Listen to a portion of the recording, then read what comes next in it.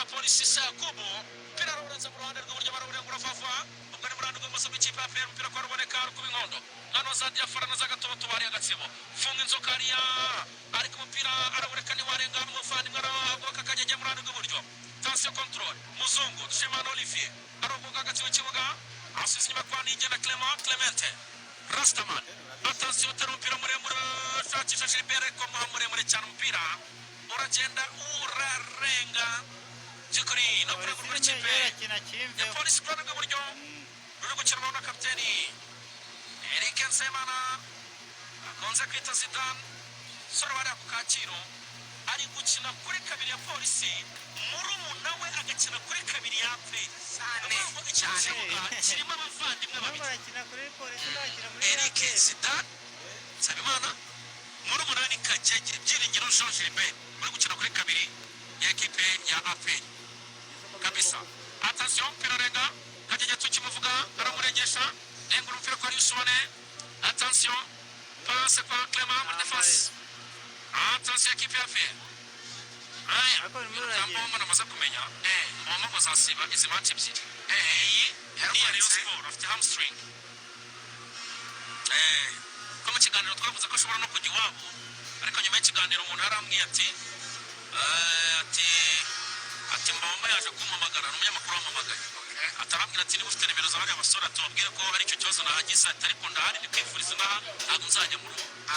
ariko ntabwo nzakina match ya polisi ni ya Rayon bwira no kwemeza attention pira kwa Nigena Clement umupira muremure rufunga Kajege control data 18 polisi kimwe APR ubusa. Attention Kajege aragucenga umupira bamukuru neza cyane attention mpira genda kurenga no kurengurwa n'ikipe ya polisi kuranega umusoro wa Ishimwe Christian ubwo abafana b'ikipe ya APR batishimiye icyemezo cy'umusifuzi Ngabo Nziza Jean Paul. Attention kameza musaba kuza baruko bararyoherwa kureba imatch ya APR na polisi idembe umutekano udabye usalama cyangwa derby inyota kaza kurikizwa match kabisa tukaza gusoreza kuri Arsenal na Man United ibintu biteguye neza cyane kabisa n'uburyo usanga muri Fimbo Gin Axel itse neza bayita kiboko laki Fimbo iyi ni inzoga yenze neza iregetse pe hahandi uyisoma ugahita wumva icyo bita impumuro yonyine icyo bita aroma yayo iragukubita ugahita wumva ebana ugaruye kabisa ubuzima bumeze neza cyane bayita kiboko laki iyi ngiyi kabisa yirukana icyaka kigahunga cyane. Turabashishikariza abacuruzi bakuru cyangwa banini mu mujyi wa Kigali ndetse no mu ntara ni murambure Fimbo Gin kuko hari abantu benshi bari kuvuga yuko muri minsi bayiguze kandi hari kuki mutarangura ngo muranguze abandi ku Gisozi mu karere ka Gasabo bakaba bakubwira yuko wabaforoyinga ku mbuga nkoranyambaga hose bitwa NBG akarongo limited akanagusaba rero yuko wakora ibintu neza cyane uhamagara iyi nimero kugira ngo urangure Fimbo Gin ariko nsemero kuvuga nimero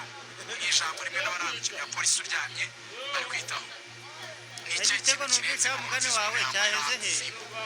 kirenze impumuro nziza yayo cyo bita flavor amakaro kitwa flavor niko ka flavor ka Fimbo hejuru y'impumuro nyine nicyo kintu kimwe nayo nyine ubwo mwese ko bigenda amajwi n'amafimo ikintu cyiza buriya muri mikoro yawe abantu bagahiye baba barwana nacyo no kwizihirwa ariko ntibitume winshi izindi gahunda sibyo kwizihirwa ukaganira kuko buriya imfura mu kinyarwanda baravuga ngo inzoga ni imfura ikanyobwa n'imfura ubwayo ni imfura